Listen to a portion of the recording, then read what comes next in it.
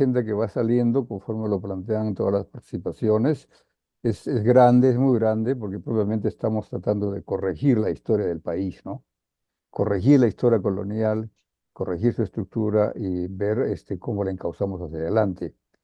Y ahí tenemos que tratar de desprendernos también de aquellos esquemas mentales, teóricos, que nos impiden ver la cosa desde la propia realidad nuestra. Creo que falta mucho hacer, pero justo la razón del foro y estas discusiones es que entre todos vamos tratando de pulir la mejor manera de entender qué es el Perú, qué son nuestros pueblos originarios y cómo desde ahí podemos proyectar una línea de reforma hacia adelante que nos lleve a la verdadera independencia.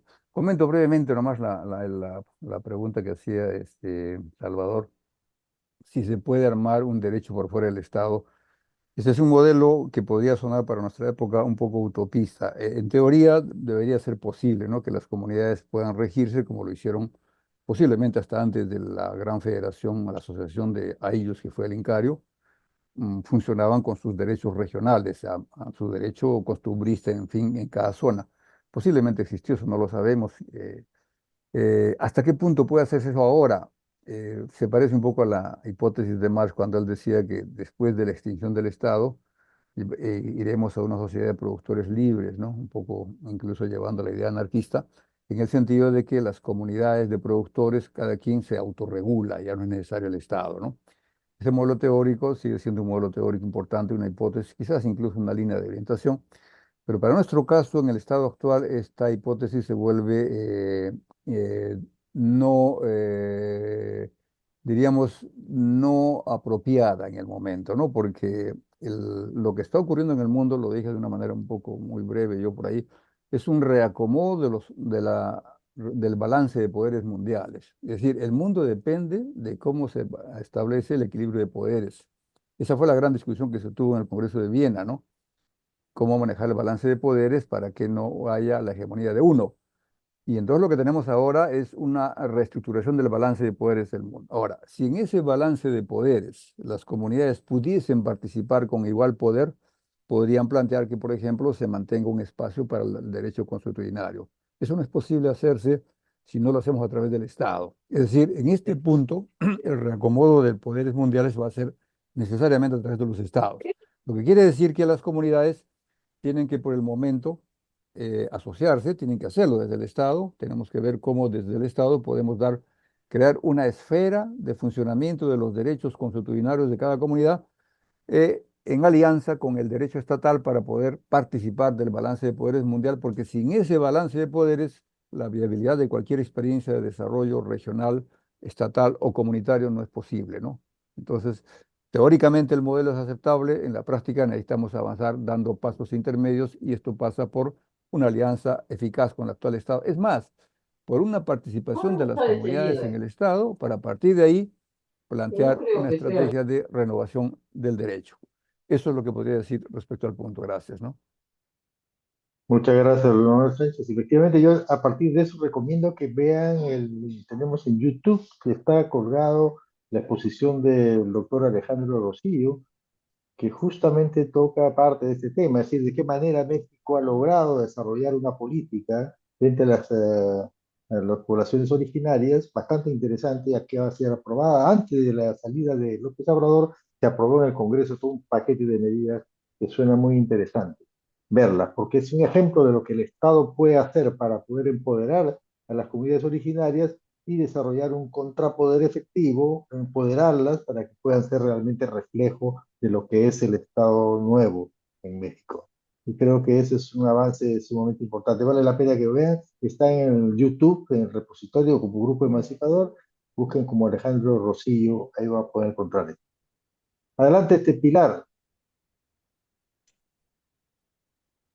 Ya. Bueno, yo voy a hablar solo sobre un punto, ¿no? Porque han son muchas las preguntas y es interesante, ¿no? Porque ha despertado esta charla varias interrogantes, ¿no? Yo pienso que nosotros tenemos una cosmovisión, que es la cosmovisión andina, que ha sido negada. Parte del cambio de estructuras mentales es negar la cosmovisión andina. Y esa cosmovisión andina se plantea qué somos, cómo somos y a dónde queremos. Se da explicación del universo, la explicación del hombre en el mundo y de la tierra. es totalmente opuesta a esa cosmovisión judeo-cristiana que nos han traído los españoles. No estamos hablando de españoles, primero fueron los castellanos, pero vamos a hablar en términos genéricos de los españoles, ¿no? Entonces los españoles nos traen una cosmovisión judeo-cristiana basada en otros principios que no son los nuestros. Por ejemplo, el principio, nosotros tenemos una cosmovisión colectivista, ellos nos traen una cosmovisión individualista, ¿no? Nosotros tenemos una cosmovisión donde el hombre viene del cosmos y el hombre es parte del universo y es parte de la Pacha y por lo tanto se nutre la gran energía de la Pacha, es el mito, ¿no? Fundacional. Ellos tienen una cosmovisión donde el hombre es creado a la imagen y semejanza de Dios, ¿no? O sea, es prácticamente divino, ¿no? Y tiene derechos sobre la tierra. Entonces, su concepción de individuo es yo hago lo que me da la gana con la tierra, por decirlo de esta manera, ¿no? Entonces, nosotros no. No sabemos que la tierra tiene que lograr un equilibrio, porque nosotros necesitamos a la tierra y la tierra nos necesita a nosotros. Entonces, tenemos que contemplar un equilibrio y no destruirla, ¿no? Ellos no. Ellos, sí, soy el amo y señor de esto porque soy prácticamente una imagen de Dios y por lo tanto la tierra está a mi servicio. Y esto va a generar conductas, ¿no? Como la conducta que estamos destruyendo el planeta también, ¿no? Entonces, nuestra cosmovisión andina tiene otros criterios, el principio de la reciprocidad, no está la mita, la minca y el aine. Ellos no tienen principios recíprocos, para ellos son ellos nomás, el individuo, ¿no? Y cuando nosotros entendamos esto, vamos a ver que hay una fractura total. Hay una fractura total entre el Ande, por decirlo así, ¿no? Incluido las zonas amazónicas, pues ese es otro criterio. Entonces, hay una fractura y hay un desencuentro de cosmovisiones que van a generar filosofías de vida, que van a generar normas, que van a generar una ética y una moral. O sea, nuestra moral, nuestra ética proviene de una cosmovisión que es totalmente andina, que explica, nosotros no teníamos dioses, aquí nos metieron en el cuento los dioses, ¿no? Nosotros tenemos energías, que es distinto a un dios. Ellos son llenos de dioses y nos malinterpretaron diciendo que este era Diosito. El sol, las estrellas, todos eran diositos, ¿no? Entonces no, se rinde culto, sí, y se rinde reverencia, sí, en la medida que el sol, que se llama Ti, que es no Inti, ¿no? Es un dador de energía. Entonces somos dos maneras de pensar opuestas, ¿no? Y nosotros vamos al colectivo, el bien colectivo se impone sobre el bien individual. Es totalmente distinto, ¿no? ¿Cómo estas dos culturas, dos cosmovisiones van a entrar? No, no van a entrar nunca, son opuestas. El agua y el aceite, como se decía antes, ¿no? Entonces, hay que ver cómo Puno está dando un ejemplo de eso, porque Puno está volviendo a tomar sus estructuras, ¿no? Todavía el compañero que hablaba habla con un lenguaje un poco colonial, ¿no? Indígenas, indios, Pedro Zulic. No, ellos tienen otra visión, son términos coloniales, no somos indígenas ni indios, no lo somos. Ustedes, los de Puno, pueden ser quechua, lupacas, uros, collas, en fin, diferentes etnias que han vivido allí, ¿no? Y obedecen a eso, a esos conceptos, a esas ideas, con esa cosmovisión. Y para mí, Puno sí está recobrando, que va a costar muchos años, pero están tratando de trabajar esta cosmovisión negada. Para hacer un ejemplo, dentro de la cosmovisión de Landa hay cuatro mundos, y la vida viene de un mundo, ¿no? Que es el cuarto mundo, que es el del exterior, que viene a ser el universo, ¿no? Es Hawapacha, Huan, que eso es lo que está atrás, el que existe pero no se ve. Entonces, esto es, no, este mundo los españoles lo tacharon, lo quitaron, para considerar solo tres mundos, ¿no? Que es el Caipacha, el Janapacha y el Ujupacha, ¿no? Que es, o sea, mutilaron nuestra cosmovisión. Eso es lo que yo quiero decir, claro, es una cosa que hay que explicarla mucho y habría que conversarla y el tiempo es corto, pero sí quiero explicar que son dos cosmovisiones con conceptos de sociedades totalmente distintas, ¿no? Y difiere un poco porque había que analizar, yo no creo que José Carlos Mariátegui haya sido un perjuicio, ¿no? Yo creo que José Carlos Mariátegui hay que juzgarlo en su tiempo y en su época, y él no reduce el problema al problema de la tierra, él en un debate de época dice que el problema es de la tierra, porque unos dicen que es el problema de educación, otros dicen que es el problema psicológico. Él plantea una tesis que uno de los problemas El problema del indio, porque así lo llama, es el problema de la tenencia de la propiedad de la tierra que ha sido usurpada, ¿no? Pero no es el tema, Mariate, y sí habría que discutirlo bien, ¿no? Eso lo plantea, una de las cosas que plantea ese señorcito ensayo, ¿no? Eso es todo. Muchas gracias, Pilar.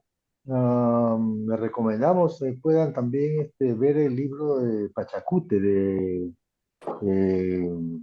Pico García y Pilar Roca, que puede ser incluso podemos enviarles por PDF, porque creo que vale la pena que puedan leerlo, releerlo nuevamente, que el tema de la cosmovisión andina como un elemento más dentro de lo que son para trabajar el tema de la contrahegemonía, la base política para decolonizar.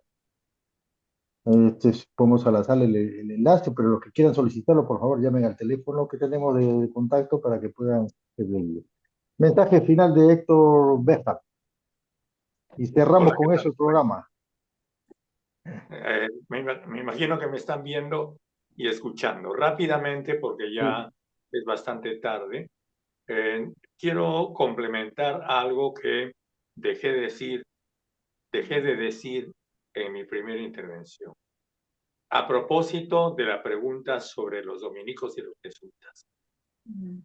En realidad, el proyecto teocrático de Isabel y Castilla fue un proyecto como repito, por ser un proyecto teocrático, incluía la participación decisiva de una parte de la iglesia cristiana, que era la iglesia romana. En aquella época, 1492-1493, regida por el papa más corrupto de la historia de la iglesia católica.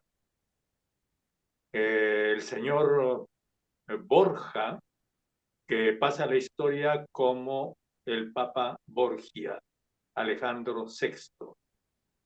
Como ha sido demostrado, Alejandro VI convivía y copulaba, disculpen la palabra, con su hija Lucrecia y tenía ejércitos, aparte de ser casado y tener varios hijos. Uno de sus hijos, César Borgia, comandaba los ejércitos pontificios encargados de hacer la guerra y liquidar a todo aquel que se opusiera al poder de Alejandro. Y por supuesto también se sabe que Alejandro, para variar, compró su papado. No fue elegido legalmente y murió envenenado. Murió para variar, porque el envenenamiento fue y el uso de los venenos fue uno de los grandes adelantos técnicos, tecnológicos de la época. Este papa, este señor Borgia, concede a través de varias bulas, especialmente 2 bulas, el mundo a los castellanos. ¿Quién era él para regalarle el parte del planeta a los castellanos? A cambio de que, por supuesto, los castellanos impusieran la Inquisición, y aquí viene mi respuesta a la pregunta formulada, a cargo de los dominicos. Dominico significa Domine Can, el perro de Dios. Como ustedes comprenderán, el significado es obvio, ¿no? Bueno, y entonces así se conforma la que sería después colonia española. Lo segundo que tengo que decir es que esta formación del imperio que después se llamaría Imperio Español, que no fue en realidad Imperio Español porque fue Imperio de los Austrias, queda a cargo de los llamados Austrias, cuyo iniciador, como todos sabemos, es primero Carlos V y sigue su hijo Felipe II. Y eso hace que ese imperio sea un gran proyecto universal teocrático, pero, por supuesto, basado y contribuyente a la economía de los Países Bajos y Austria, como he dicho, lo cual es una paradoja, porque los conocimientos y la actitud de los austrias era una actitud absolutamente atrasada comparativamente a la actitud ya evolucionada.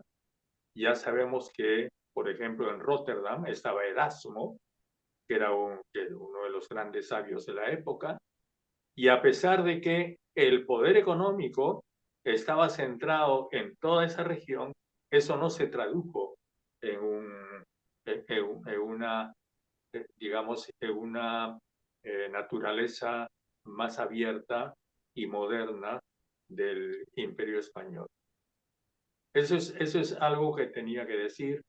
Lo otro es que no hay ninguna disculpa, y esto es una respuesta a los hispanistas que dicen, bueno, tanto se critica, finalmente así era el mundo. No, señor, el mundo no era así. No era así.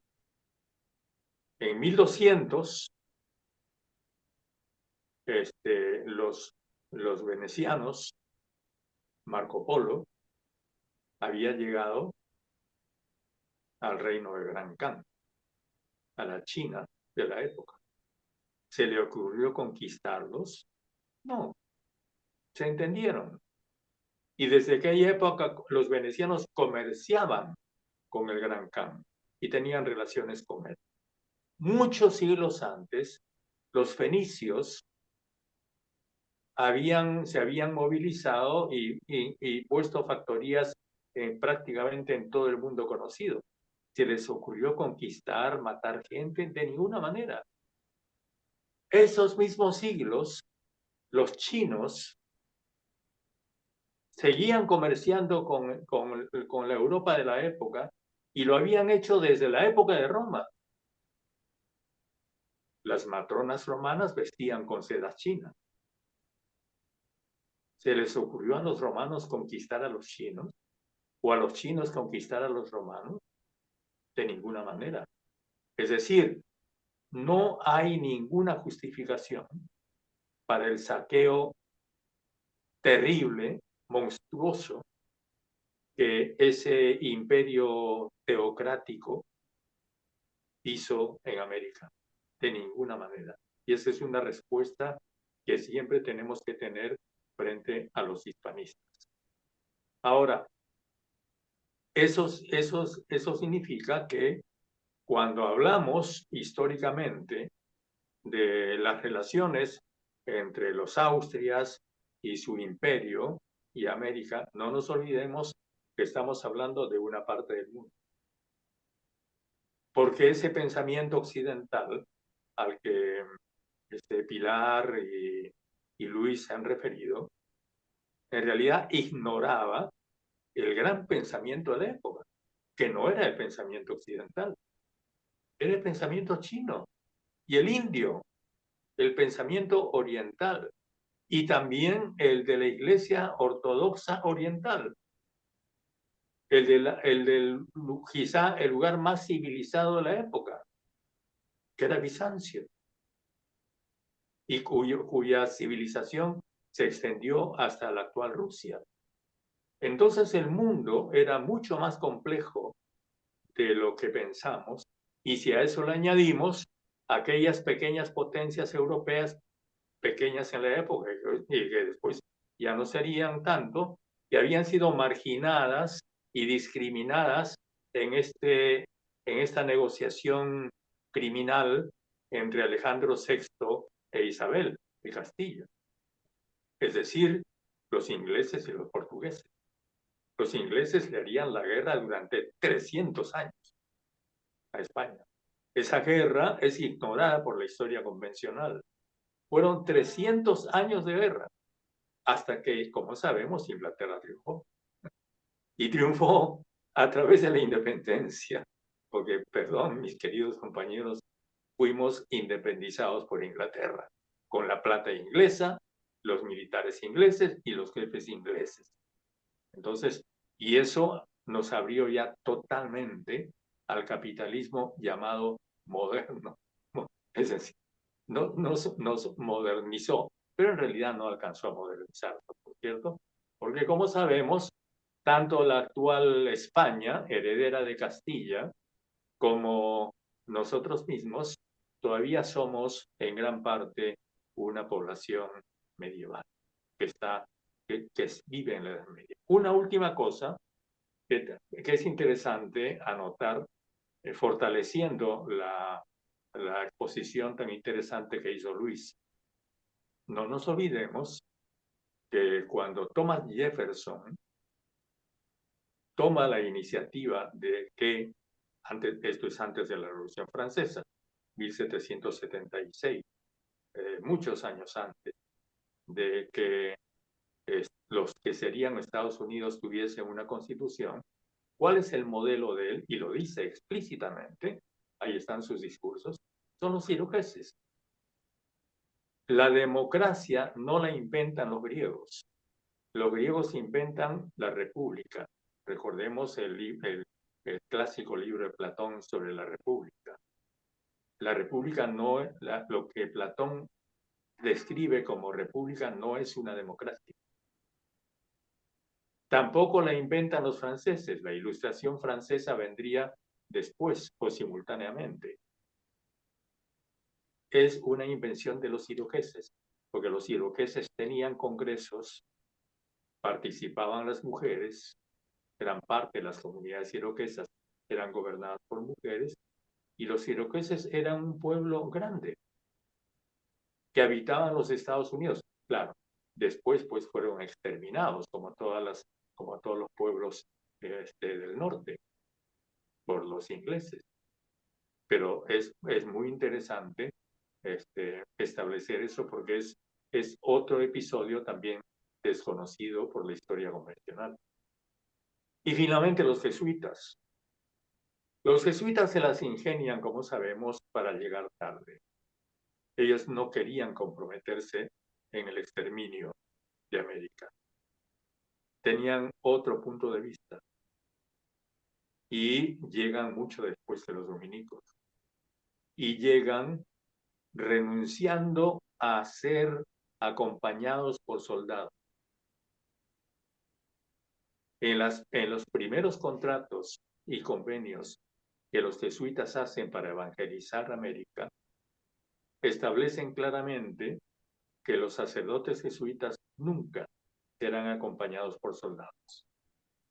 Los jesuitas evitan complicarse con la Inquisición, como se complican los dominicos, llegan tarde a propósito y, como sabemos, establecen todo un estado dentro del estado colonial caracterizado por la defensa de los indígenas, una participación activísima de los indígenas a través de sus misiones.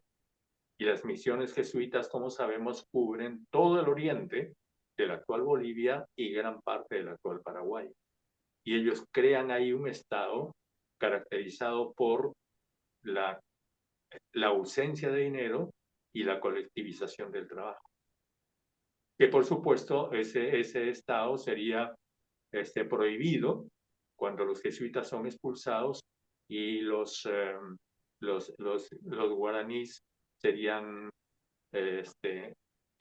como puedo decir, también exterminados por los esclavistas portugueses cuando son entregados a la ferocidad de los esclavistas, los bandeirantes, ¿no? Los esclavistas portugueses. Es una historia sumamente triste, pero que ha sido largamente estudiada y expuesta, por eso simplemente no quiero llegar de mencionar. Algo más y me quedo ahí. Yo creo que en realidad quedan muchísimas cosas por decir. Podríamos pasarnos toda la noche hablando de este asunto, pero sería abusar de ustedes. Así que mejor me voy a dormir y los invito también a un buen sueño. Nos vemos. Muchas gracias, Héctor. Muchas Gracias, gracias a Héctor. todos por su participación. Excelente.